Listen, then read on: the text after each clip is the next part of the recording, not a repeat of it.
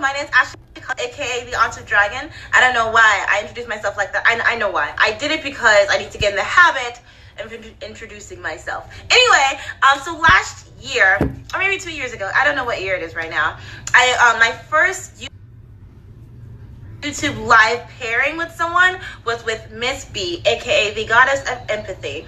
And she was so enthusiastic about it, and I was terrified because I was convinced, hey Terry, I'm so excited about tomorrow. What?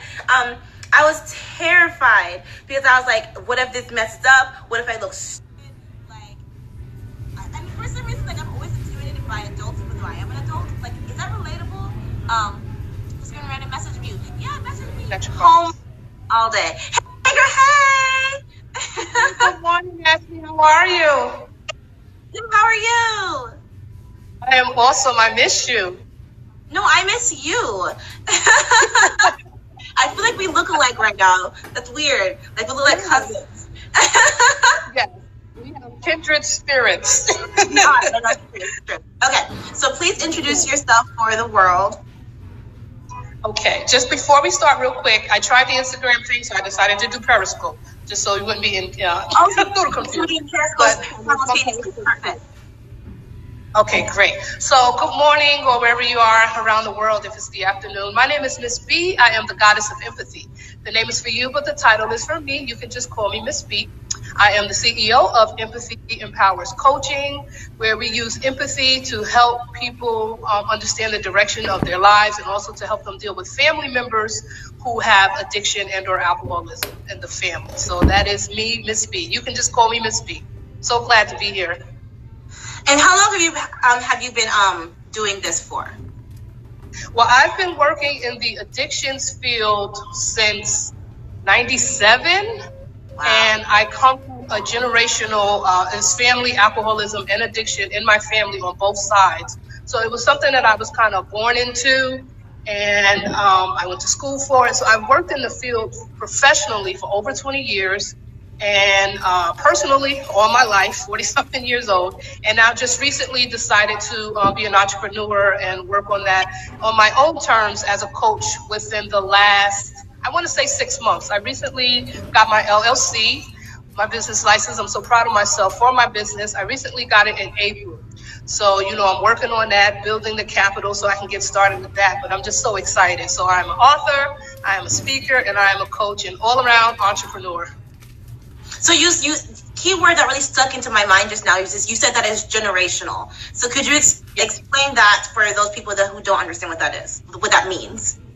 Yes. Okay. So generational, basically, addiction, alcoholism is a family disease. And just like how someone may be a diabetic and that may run in a family, or different types of autism or genetic disorders, alcoholism and addiction runs in the family the same way, as well as mental illness. So that's why I say it's generational. For a long time, I did not know that it was generational, or that it actually ran in the family genetically, until I started working in the field and going amongst my studies in college. But it is sometimes it skips generations, sometimes it doesn't. Sometimes you have that uncle or that aunt who may be involved with drugs or alcohol, and then you may have a second cousin, and you may think it's mental illness. There's so many things. So it's generational. So information is power. So if you know that you have more than likely 3 or more family members that have a addiction and or alcoholism, it's important that you understand that and that you know that, so that you can take precautions for yourself to less likely become an addict or an alcoholic for you or your family. So information is power. So the more you know about your family, the more you can know about yourself to be empowered. So that's what I mean when I say it's generational, and it is a family disease. Addiction is a family disease, and it is a disease. I'm going to save that and post that somewhere, because that was very, very educational for me. Yes. What was I going to ask you? Okay, so I remember during our first chat, you were talking about, you were talking about how you remember the spike in the AIDS epidemic, and I wanted to talk to you about, like, do you see a difference, not only just like with AIDS and HIV, but do you think things are getting better now, like education-wise and numbers-wise, when it comes to addiction, like from 1997 to 2020? You know, Ashley, that's a great question. I've been going out, participating in seminars, workshops, because, you know, throughout my years in human services, I wanted to make sure I was still in the loop. I wanted to make sure that I was up to date and abreast on the new information and the new technology. And what pleasantly surprised me is that the essentialness of it is the same. It hasn't changed. With the HIV/AIDS epidemic, with that transitioning with the drug use that came from the crystal meth, and it all has those underlying behaviors, which is the childhood trauma, the abuse, the neglect. A lot of things stem from childhood. So I was thinking that I would have to go back and maybe get my master's and do some more investigation. But what I am learning is that a lot of those contributing factors have not changed. A lot of those things that contribute to alcoholism and addiction has not changed. It's just a different type of demon. But those same things play into it, as far as stress, the family aspect of it, the mental health, and again, those childhood, those ACE studies, you know, those different behaviors and anxiety, depression, mental illness. A lot has not changed. The fundamentals are still, people are still using drugs for the same reason. I don't know to be happy or sad about that. I just know I gotta do my part to learn from my perspective and my education and my experience to re-educate the people. One thing that has changed, or it's more prominent, again, is the family disease aspect. I went to a seminar probably about a couple of months ago, and they were saying that the resources that are for the family are so null and in between that basically they aren't any. Like, you can go to counseling. I met one woman and I was pitching my sales services to her, and she has a psychologist. She goes to Al-Anon. She goes to all these services to help her deal with a loved one's addiction, and she still needed my services. It just wasn't enough. That shows the high need for it. So it's affecting the family more often. People are realizing how it affects the family, and there's still that shame around it, but there's less shame around it because more people are talking about it, because they have that child, they have that uncle, they have that aunt, they have that person who is addicted, so they can relate. And of course, with the opioid crisis, which basically means the opioid crisis just means that the original addiction, alcoholism, is just crossing over and broadening out to more demographics of people of all types of, well, we always know that it was all types of, social and economic status, but just the opioid crisis is just showing people that it is around all economic, all races, white, black, Hispanic, Latino, rural, city.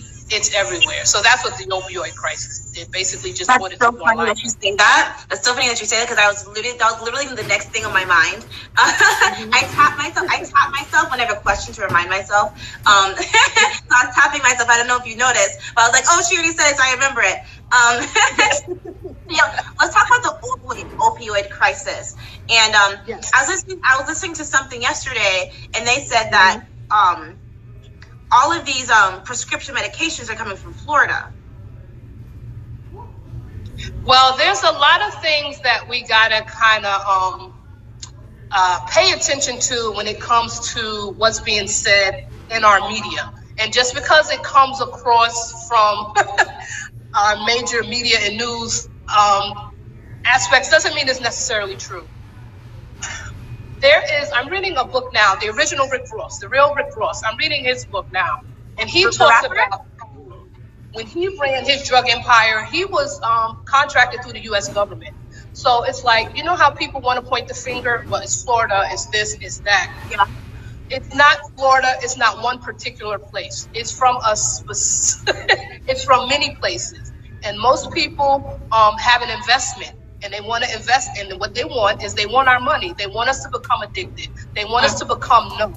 They want us to not pay attention to what's going on internally so that we can make changes and make the world a better place. So there may be some truth to that, but I would take that with a grain of salt. To me, I would see that as a deflection from what it's really coming from, which is a plethora of social, economic, and spiritual things.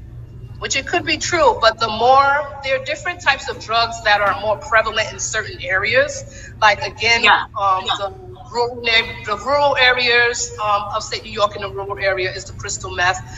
Certain other areas are, more people with more affluence, as you could say, or more money. They are more likely to pop pills. So it depends. So I wouldn't.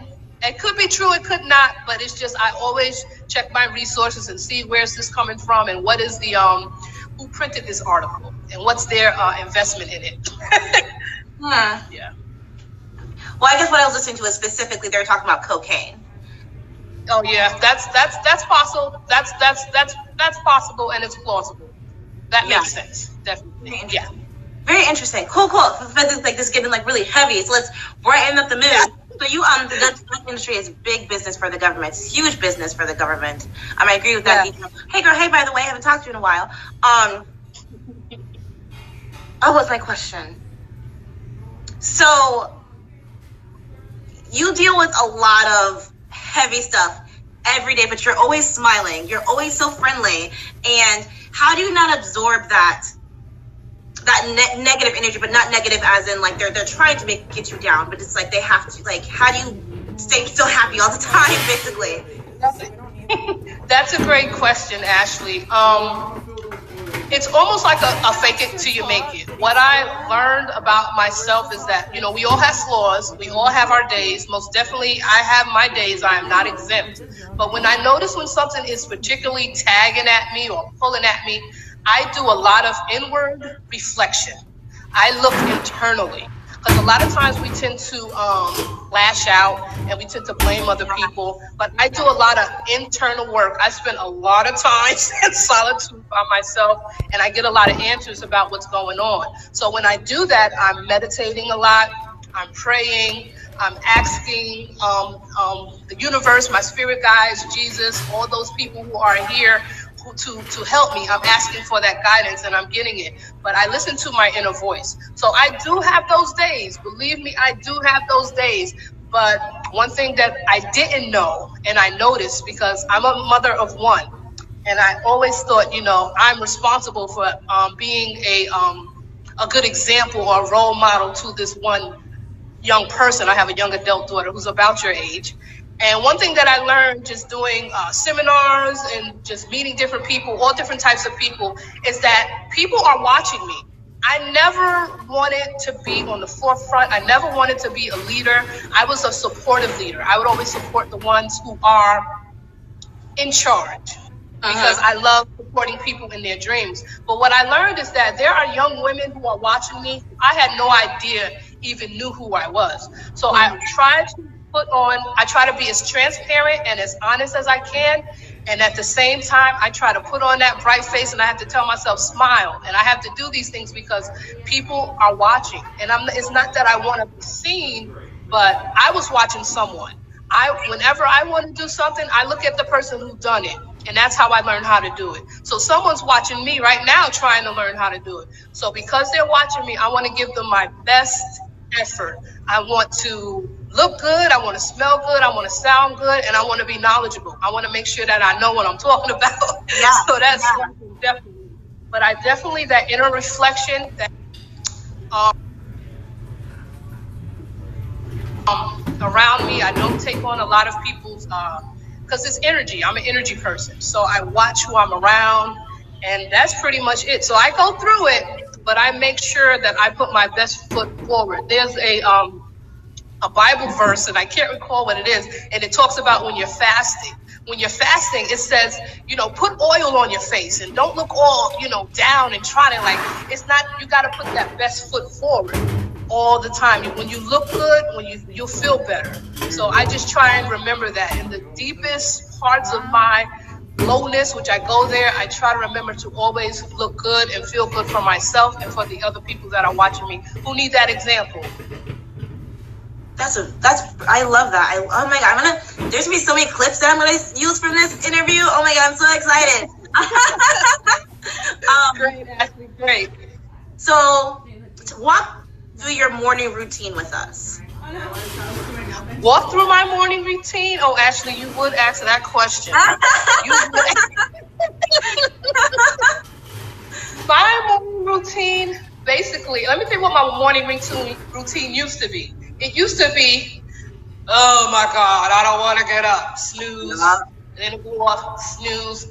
Now my morning routine, it's better, but it needs to get better. I roll over, and I don't need my alarm clock anymore. But when I get up, I shower, I do what I got to do, but I don't reflect. So I'm scurrying, but I will be getting better with that. So I don't really have one. I know I need one because that's what good entrepreneurs, they have it. Usually my planning day is Sunday. I try to, I have more of a weekly routine, which I'm working on a daily routine. But once I get better with my weekly routine, then I'll get up with do better with my morning routine because I don't know, meditation relaxes me, so I don't know if I want to meditate in the morning. I got to get out of my comfort zone. I'll probably be doing something physical. But right now, it's just basically waking up, being thankful, and getting started before I can even, before those negative thoughts even come. Get up and get out. It's like you gotta prep for people's negative energy sometimes, right? Yes. Yeah. There is a and I often reference this author. There is a psychologist, and she is a PhD psychologist, which means she went to med school. She knows what she's talking about, and she wrote a book called The Empath Survival Guide. And a lot of people who are sensitive, who are entrepreneurs, a lot of people in the helping fields, a lot of artists, they're empaths. And Dr. Judy Orlow, she is an empath as well. And one thing she teaches in that book is basically surrounding yourself is using visualization. And you can use that visualization through imagining a circle around you as a protective field, different types of meditation and things like that, and different mantras that you could do. So I'm getting better with it, but it's definitely true because as a sensitive person and or empath, you can't help but take on other people's emotions and feelings, and sometimes they're not even yours, and you have to check yourself. Is this mine or is this coming from somewhere else? So there are different things that we can do to protect ourselves from people's negative energy and not allowing it to affect us. But it takes practice. But I always recommend and tell people about that book. That's so interesting. And I hate to turn you into my psychologist. That's so interesting that you say that. Well, I found that I used to have a really bad temper, but it got better the past 2 years. But recently, especially the past month, I found myself getting so agitated so easily. Yeah. And I definitely think that it's my work environment. I don't know what to do anymore. I'll meditate for 30 minutes. I'll work out. Yeah. I'll take a nice long shower. I'm prepped. But by 2 o'clock, I'm I want to punch a wall. And I don't know what to do anymore. Yeah. So that's good. You identified as not a specific. Does it sound like it's a specific person or a specific thing? And a lot of times, I'm not a psychologist. I'm just a person that knows me. And I just try to take everything that I know to help other people. It's the agitation may be kind of with yourself. There's something going on internally and I can tell you this, there was a young woman that I worked with, my last professional job, call center. And this young lady annoyed me. And I couldn't figure out, what is it? Why does she tee me off? She was an office snitch. She talked a lot. She talked about other women, but still, that's none of my business what she does. But even outside of that, why is this young girl? Why is she irritating me so much? I was all right. So I thought about her physical features, and I thought about her behaviors and the way, and I realized what it was. She was saying that she was in a domestic violence situation. And it was just something she mentioned and she would talk about, and maybe sometimes she would talk to other coworkers about it. And so people knew about it. And what I remembered, I said, that's what it is. What bothered me about her was the weakness that she showed when she came, because she was very timid. She talked like this, da da da. She always had her head down. And it reminded me of me when I was in a domestic violence situation so many years ago. And I didn't want to be that woman anymore. So she reminded me of that old person, that old weak woman that I was. And I said, that's what it is. So I was like, it allowed me to have more compassion for her. And I'm supposed to be the goddess of empathy, so I'm more empathetic towards her. But a lot of times when we're annoyed with other people, it's a reflection of us. And then a lot of times it sounds like it's an annoyance that you may have with yourself. Something's going on where you're annoyed with yourself. And if that's the case, I would say, Ashley, give yourself more credit, because you are doing things, and I'm so proud of you and so proud to be your friend. It was like just a year ago, and it's like you have grown in leaps and bounds. So I would just say, give yourself some slack, and hopefully whatever's irritating you will dissipate, or you'll find out what it is, so you can give yourself, the credit and the love that you deserve. Thank you. That was really nice of you to say. Thank you. Oh, okay. We're not going to get emotional. I want to talk about astral projection. Yes. I want to talk about astral projection. So, I want to talk about astral projection. So I made a video of my lucid dream, and the last person I expected to comment was you. Okay. No, oh my God, did I come off rude? No, I didn't mean to come off as rude. Not as a bad thing. Yes, Can you talk to us about your knowledge / your experience about lucid dreaming, astral projection? I'm still very confused about all of this. Yeah. And I can understand why I would be the last person, because there is a part of myself. There's a lot that I know, but I kind of like keep it to, because I'm already weird. I'm already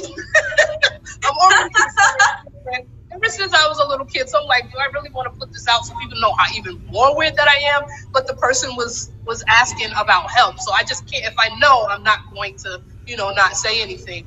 But I used to have very lucid dreams, and especially like I adopt many ideas of spirituality, but a lot of the ways I used to interpret my own dreams, and I would help my daughter interpret her. And sometimes dreams are just because you ate too much chicken before you went to bed. Sometimes dreams are just regular dreams, but a lot of times your dreams is your subconscious speaking to you, letting you know what's going on or what you need to do, that they guide you in the direction. And again, in the Bible, was it David? I haven't read, it's the dreams. The dreams. We have dreams, and with sometimes like there are different levels that happens in our REM sleep where it could be dreaming, but I truly believe that, and I'm not ashamed to say it, that we have the ability to astral project. And I know of someone, and I'm not going to say their name, and this is how I knew it was true. 2 family members had died, and they had a dream, and they basically, during that dream, they astral projected. And when they astral projected, they were sitting on a bench in a park, and 2 people who passed away in their family saw them and spoke to them during this dream. Now, I know this person very good. This person does not have a reason to lie. I help the person understand it, but there are things that happen in our dreams. A lot of times things are made, it's like hiding in plain sight. Things are shown to us through movies, through books, science fiction. Oh, yeah, science fiction. No, this stuff is really happening. And I had to, in preparation for this interview, I said, I gotta watch The Matrix again.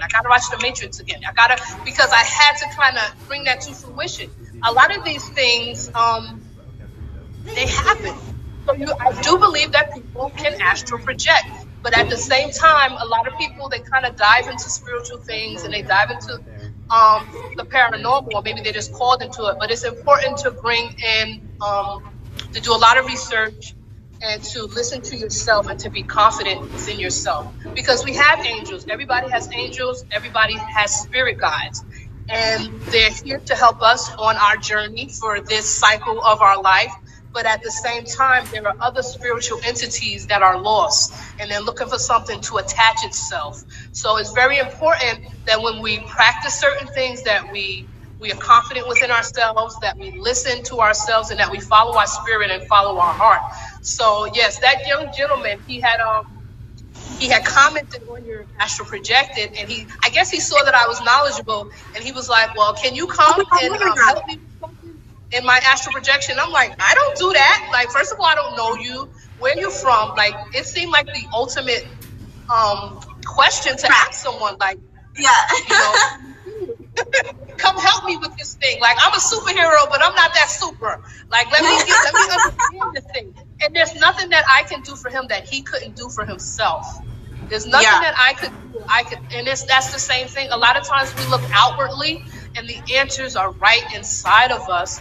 But instead, we're working, we're doing things, we're so distracted. But again, those answers were right within him. And I told him, I said, there's a thin line between mental illness and, you just got to be careful with those things. Very interesting. Very interesting. Yes. Wow. This is so good so far. How we do it. So, I've noticed recently you've been doing a lot of work with like the back to school stuff with kids, and how do you find these functions, these events that you go to? Well, I volunteer a lot, probably too much. And I volunteer. I'm on like so many boards, and I do this and I do that.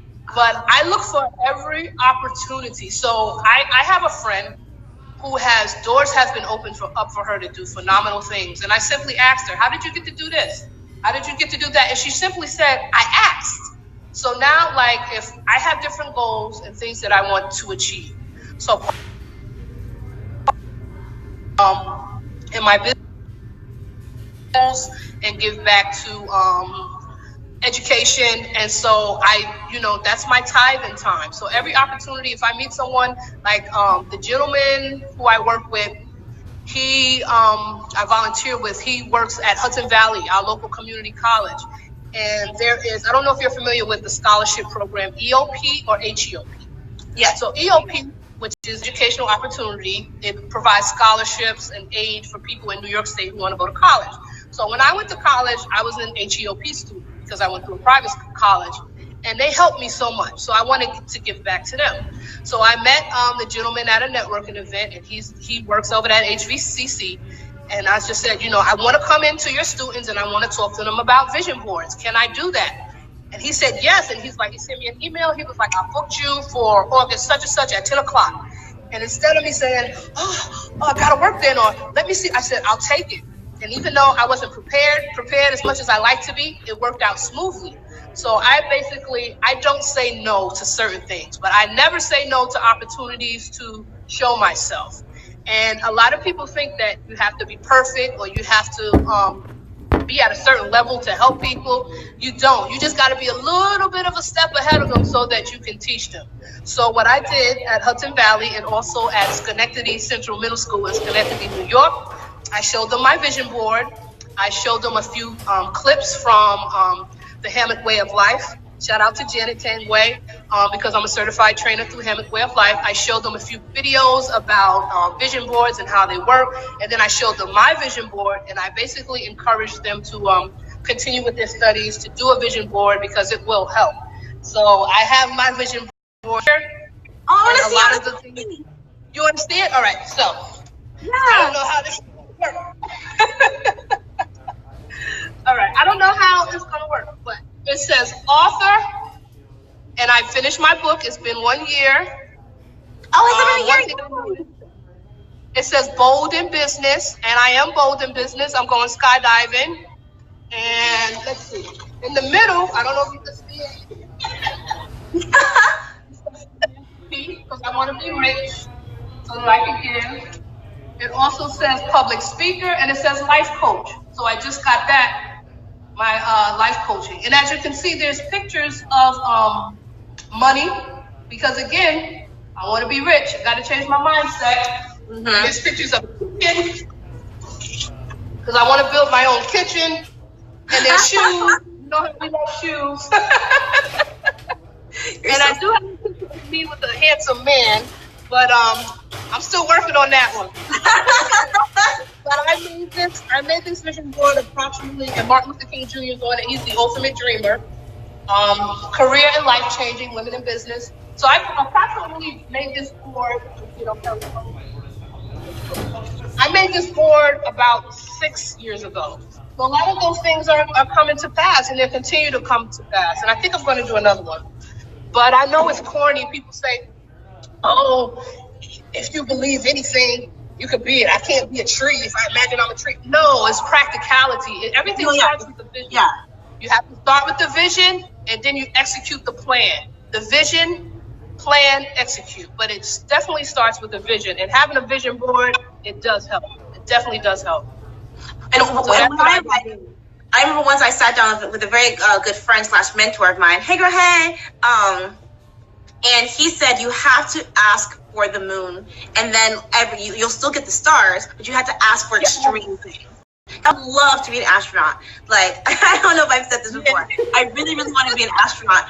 But if that simply means that, like, I'm just taking, like, a side trip to Mars one day, I'm totally okay with that, you know? But you have to ask for Pluto, and then you'll get Mars, you know? Exactly. And I don't know if this is true, but I heard some time ago that Whoopi Goldberg, Justin Timberlake, and that if something happens and we have to go to another planet, that they have the money, they have everything set up so that they could go. So it's not. I'm an ultimate. I don't see why it's not possible for you to be an astronaut. Maybe not going through the traditional realms of getting a PhD and astrophysics or whatever, but it can happen in so many other ways. An astronaut, like that means understanding the stars, understanding the galaxy, visiting the stars, visiting the galaxy. There's ways that you can do it that are non-traditional, so you can definitely do it. It's just not barriers and not allowing others to put those parameters on you and how you see it. Yeah. Yeah. Sure. Awesome. Oh my God, this is so cool. Also, I love that you've been like going live more often and stuff and posting more often. I love it. Thanks to AD, mindset architect Anthony A.D. Walker, my friend that I've known since middle school. He pushes me, he pushes everyone, and he's just a gentle, positive soul. So because I don't know what I would do without him challenging. You guys have known each other since middle school? Yes. I remember his wife more. Because Anthony was quiet, but I remember his wife more. But me and Anthony, we're from the same hometown, and we went to middle school, high school together. That's and then so he's awesome. He's awesome. And I know he's going places, and I'm going places, and I'm just like, I got to be a part of. It's been a little bit over a year. Had he not challenged me to do my first Periscope, and it was horrible. It was funny. I won't say it was horrible. It was funny. But he challenges you. He gives you that gentle nudge. And he's like, go out there. And you go out there, and he was right. It was not that bad. So shout out to Roosevelt, New York. Shout out to A.D. Walker, the mindset architect, and his beautiful wife, Samantha. She's so pretty. Oh my God. Say that again? Like when I saw her, I was like, okay. Oh, okay. Yeah. I know it's a part of being an entrepreneur, and it's a part of the business, and it's like a part that I don't like it, but I know it comes with the territory. So I have to learn how to master the territory until I can pay somebody else to do it. Until now, it's just me. Right? Dude, I honestly think about it every day. Like, I can just easily hire a high school student to, like, do everything for me, you know? But I'm like, no, like, then I miss the engagement. Then I actually miss talking to people, you know? Yeah. But not the negative comments. Up here, we have different, what do you call them, co-working spaces, but it's important to actually try to be around other entrepreneurs so you won't get burnt out. And also, like you said, with the college kids, that's one of the reasons. Like, I reached out to Hudson Valley, I reached out to my alma mater. They haven't gotten back to me, but my goal is, after I grow a little bit, to get some of those young people to work as interns for me. So it always has to be a method to the madness. That's not 3 or 4 years down the line. So that's not until 3 or 4 years down the line. But I'm doing the work now, building those relationships in higher education. Yeah. So that's another part of me giving. Yes. Okay, so tell me all of your plugs. Where can people find you? Where can they stalk you? And talk to us about your skydiving trip that's coming up. Okay. So do all your plugs and skydiving. Okay. So now I have to write all this down because but on Facebook, I am Bernadette Willis. That's regular. I'm building a business page, Facebook business page. It's still in the beginning phases. So if you go to it, it may be short, but I'm getting my likes up first. But Facebook is Goddess of Empathy. Instagram is Miss B in the place to be. Periscope is Hope Positive. Twitter is Hope Positive Miss B. I also have a podcast on Anchor, which is Miss B1. And YouTube, I just got a YouTube channel, even though they're changing a lot of stuff, but I'm there just so I can talk about it. Yeah, it's Miss B, Goddess of Empathy. Just make sure you capitalize that MS period B, Goddess of Empathy, and you'll see me.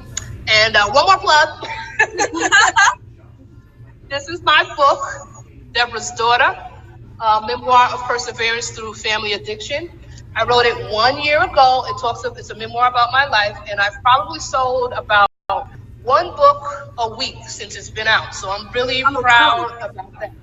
So now this skydiving thing. Now we talked a lot about fear, coming out of our comfort zone. We talked about a lot today, but I know for me, fear is debilitating for me. There are places that I want to go and things that I want to do, and I feel like I'm behind on. Yeah. And what stops me is fear. So I have a friend, like when we talked about also friendships and not letting everybody in our circle. It's hard to so I met a friend approximately 2 years ago. And I wasn't interested in having any new friends. I just was like, I don't have time with when I first moved to upstate New York, I would meet a lot of women like, call me every day. Like, come on, we're grown women. Like, I don't have to call you every day. I have friends since elementary school. We don't talk every day. But when I call you, it's like it was yesterday. Just because I don't talk to them every day doesn't mean that they're not important in my life. If I called one of my friends and be like, I need $1,000 or I need $500, they're not going to be like, where you been? If it's something that I need, they're going to provide it for me. So I met two women, and one young woman, her name is Regine Martinez, and she was a Hispanic Puerto Rican princess, and she has such a beautiful spirit. And it was another woman, and she was around my age, she was a Muslim woman. And we would always have breakfast together at this job. So this job was like pretty intense. It was intense because of the training. And the training was like 30 people. Well, our class they had too many people in our class. So imagine just going to a university classroom and sitting with 2 teachers and having like 60 people in one room. We had to go through that for like 6 weeks, this training for this job. And it was intense. But during that time, I bonded with Regine and the other woman. And Regine and she had went skydiving before. And she's like, I said, I always wanted to go. And she was like, well, we could go. And then we had planned to go. And what I didn't know, but what I thought of, now that I look back, is that her life was transitioning because weird things were happening to her. And it was almost like I was like a little protective over her. And little things were happening to her. Like, I don't watch the news. I just don't watch the news. And I just happened to have the TV on one night. And they said, breaking news, a young person, in Albany got hit by a car. And I'm just like, I had the TV on, and I'm like, that looks like Regine. But I had the TV down. The volume was down, but they just kept showing the picture. So they just kept breaking every commercial. They was like, young woman gets hit by a car. So I said, that looks like Regine. So it was a Sunday night. And I said, let me just watch the news, because it just looks like her, but I'm sure it's not her. And I'm watching the news, and they changed her picture, and they said her name. And I said, oh my God, it's Regine. So I immediately got on the phone, and I called our other friend, and she was like, she comforted me. And so, it was a Sunday, so we got to go to work the next day. So I went to work the next day, and I walked around to her cubicle, and there were flowers on her desk. Oh, it's true. You want to have that, you don't want to believe it. And I'm just like, oh my gosh. So she has been someone, we went to her services, but I just always ask myself, like, God, I didn't know her that long, but the time that I known her, she really touched my heart and she really touched my spirit. What was the purpose of this young woman being in my life? Because under normal circumstances, I wouldn't even talk to her. I would speak, but I would have never. So I was like, what is the purpose? Why did I meet her? What is it about her? And one thing that I really believed was just that to live life abundantly and not to live in fear, because she was loved by everybody. Yeah. Oh my God. Her funeral, it was just packed. She was just and one thing I didn't know, she was an extraordinary artist. She was a great artist. And so then, I left that job, and I'm still communicating with people who are in that job, and they said, we're going skydiving. And I'm like, I immediately go to regime. So I was like, I'm going to do this in honor of her. So as a bootstrapping entrepreneur, with a part-time minimum wage job, I'm like, well, how am I going to go? Like, I don't have the funds. And then I just kept hearing spirit and boldness and faith. And I had also went to a Joyce Meyer conference. She had just left. And I bought her book, and she talked about Do It Afraid. I didn't bring that one out. I brought my other book. I didn't think I would talk about that one. And she talks about doing things, but doing it afraid anyway. So I said, you know what? I don't usually ask people for nothing, but I'm going to ask. I'm going to cast my net. So I asked the internet, I asked the World Wide Web to help me honor my friend and other loved ones through the skydiving trip in memory of her. And the world came through, the universe came through. Friends, my mentors, people I work with. So I had the money. It's in the Facebook account thing. I had to get in contact with them to figure out how to get it out. But I'm going skydiving probably in the next week or two in honor of her, in honor of our friendship, in honor of faith, and just getting out of that comfort zone. Because I know once I do that, I know I'm going to just nothing's going to scare me. I'm just I was the type of person, when I was a kid, my mother would say my name and I would jump. I was just a scary kid. And I'm still scary. But I'm trying to break out of that so that I could grow. So I will be skydiving, and I keep saying, I keep updating Facebook and Instagram and telling them what's going on. But I said the next I'm not going to post anymore until I do it. And the next time they log on and they see me, it's going to be me jumping out of an airplane. So I don't want to be a one, because I'm seeing people in the street, they're like, when you're jumping, I'm like, all these things are happening, trying to prevent it. But I don't say all that. But I'm like, it's going to happen. So just pay attention, on those notifications. It will happen. I'm going to skydive. I'm so excited for you. You have no idea how excited I'm for you. And especially the meaning behind it now. And me, I'm always hella broke. But I was like, you know what? Let me just slide. It's just, I think I only gave you $5. I'm like, you know what? It's something. It's better than nothing. Yes. And I feel glad I did it now. I feel glad I didn't second guess myself. Okay, cool. Okay, so what's the impact that you want to leave on the world? That's a great question. Go, Ashley. All right. So my impact on the world, what I would like to do, what my goal is, what I aim to do, what I will to do on my cycle here on this earth is that I will help the world. My goal is to help the world be more empathetic toward each other. And I know God is using addiction as a vehicle to do that. So my goal is I probably can't change the world, but I know if I can just tear it just a little to help people be more empathetic, because what comes with empathy is compassion. So I want people to be more empathetic. So that's my goal. That's my goal. And I'm just crazy enough to believe that I could do it. Thanks to Evan Carmichael. Yes. Do you listen to Brene Brown? I referenced her, not yet, but I've heard things about her and I know who she is, but I haven't tapped into her yet. She's a special on Netflix. Do you have Netflix? No, but I don't. But I probably should. I'm easily distracted, so I don't have cable. I don't have Netflix, so I have but I just watch entrepreneur stuff because I'm so easily distracted. Okay, it took me a month to finish this one episode, but but she's all about empathy and vulnerability. And she said a quote that I've been like repeating to myself repetitively every day. Yes. And she Yes. said, compassion is, I do not give you the power to abuse me. So I'm going to care for you up until the point where you take advantage of that.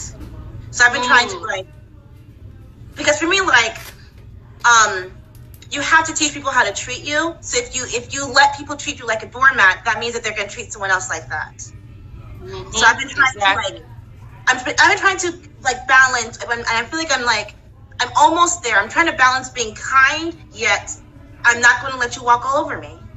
You know? Yeah, I can relate to that. I can relate, and it's a fine line, Ashley. I remember my first husband is Nigerian, and different cultures or whatever, and he was very, he still is very nice, very trusting. I can, even though we're not together, we're divorced, I can call him and ask for anything. But I remember when we first got married, and like I said, he helps everybody. And I said, how do you trust people? Like, what is it about you? And he said, I trust everyone till they give me a reason not to. And that always just stuck in my head. I always trust everyone till they give me a reason not to. I was like, okay, all right. I think I get it. I think I understand you a little bit better now. So yeah. I love when people like when people I love when people show their ugly side. I'm like, ooh, there you go, there you are. And it's okay. It's okay. I was working with one woman, and she was saying she had helped me learn to embrace what she calls like my shadow side. So I call it my Erica Badu and my little Kim. Like sometimes it's okay. That's why that shadow is there. That's why that fight in there is for us. It's for that, to keep people from taking advantage of us. So it's okay to have it. Just knowing when to use it. I call that my Cardi B side. I love when my Cardi B side shows. I'm like, oh, she's coming out. Little Kim be ready to come out a little too much. I was like, where's Badu? Where's Badu? Badu, I need you. That's so funny. Kim about to get me in jail. Where's Badu? Where's Badu? That's so funny. This was so rewarding, Miss B. We have to do this again next year. Yes. And it gotta be sooner than next year, because I did a lot of research on persistence and ambition, because I thought we would talk about that, but the universe said everything it needed to say. But yes, Ashley, we have to. Maybe I'll have you on my platform next time. Yes, I love that. Because we had just scratched the surface, and there's so much more we can and will talk about. Those are kindred spirits. I didn't tell you I was wearing black.